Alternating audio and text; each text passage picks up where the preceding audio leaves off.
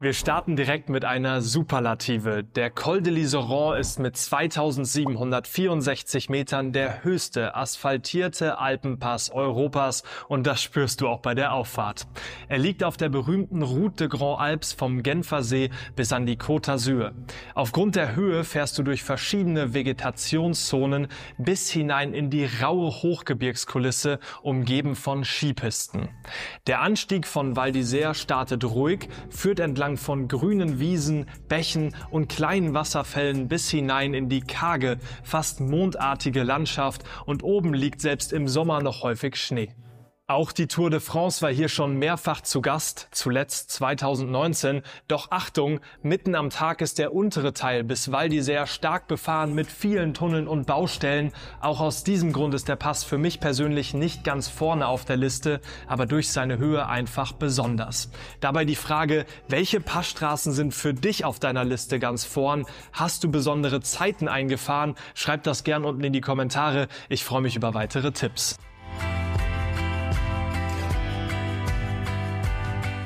Und wir blicken weiter auf Platz 4. Da liegt der Furka-Pass, einer meiner Lieblingspässe in der Schweiz. Besonders ist dabei die Kombination mit dem Gotthard und dem Nufenen-Pass. Das ist eine der eindrucksvollsten Rennradrunden, die du in den Alpen fahren kannst. 100 Kilometer, über 3000 Höhenmeter mit 3 völlig unterschiedlichen Passcharakteren. Das Video ist jetzt auch hier oben verlinkt. Unbedingt anschauen. Der Furka-Pass selbst ist Filmgeschichte. James Bond jagte hier in Goldfinger durch die Kurven. Und genau dieses Feeling hast du auch auf dem Rad. Die Kulisse mit Blick auf den Rhone-Gletscher ist in jedem Fall gewaltig. Der Nufenen als der höchste Pass der Schweiz ist zudem ziemlich steil und der Gotthard glänzt mit seiner historischen Tremola, einer kopfsteingepflasterten Passstraße, wo dir auch die historische Postkutsche begegnen kann. Wer von euch das alles an einem Tag bewältigt, fällt abends zufrieden ins Bett und kann vom nächsten Pass träumen. Genauso wie vor dieser Karte hier im Hintergrund, auf die ich schon mehrfach angesprochen werde. Sie liefert dir Inspiration für 222 Alpenpässe. Ich finde dabei die Designarbeit von Marmota Maps aus Hamburg einfach super. Mit vielen kleinen Details, passenden Informationen, gibt es in verschiedenen Größen, Materialien und auch Preisen. Schaut einfach mal im ersten Link unten in der Beschreibung vorbei. Als kleine eigene Motivation fürs Wohnzimmer oder auch als Geschenk für Radfans einfach super. Weiter geht's mit Platz 3 und einem echten Klassiker, dem Col du Galibier. Auch er liegt auf der Route de Grand Alpes und gehört zu den ganz großen Pässen der Tour de France. Die Auffahrt startet typischerweise in Saint-Michel-de-Morin und führt über den Col du Telegraphe, ein erstes kleines Highlight, wo auch schon viel Rennradgeschichte geschrieben wurde.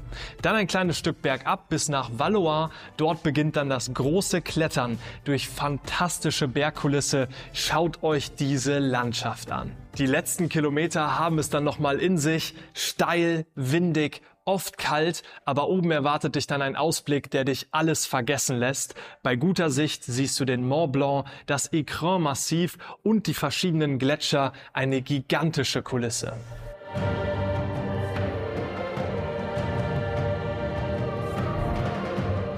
Blicken wir jetzt auf meine erste große Passherausforderung, die Großglockner Hochalpenstraße, und sie gehört bis heute zu den beeindruckendsten Strecken, die ich je gefahren bin. Natürlich kannst du diese Straße auch von 2 Seiten anfahren. Entweder von Bruck oder von Heiligenblut. Und wenn du es komplett durchziehst, fährst du über 65 Kilometer mit mehr als 2500 Höhenmetern, ein echtes Brett.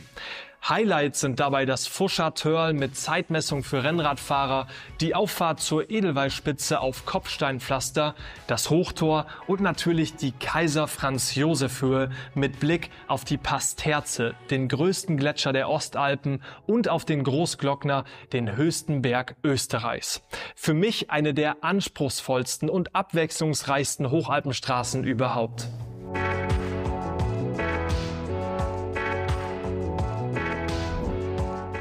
Und was soll ich noch sagen? Platz 1 geht an den Stelvio. 48 Kehren, fast 1900 Höhenmeter am Stück, der Ortler im Rücken, Gletscherluft in der Nase. Das ist einer der ikonischsten Anstiege Europas, keine Fragen. Wer von Prat startet, ist kilometerlang im Klettermodus und mit jeder Kurve steigt die Spannung. Die Straße windet sich dabei den Hang hoch wie gemalt. Ich muss es unbedingt nochmal angehen. Das neueste Video von der Großstockner Hochalpenstraße ist hier verlinkt. Gerne reinschauen. Alle genannten Pässe findest du auch in dieser Playlist hier unten. Wir sehen uns dort wieder. Denkt auch an Marmota Maps mit den Alpenkarten und tschüss.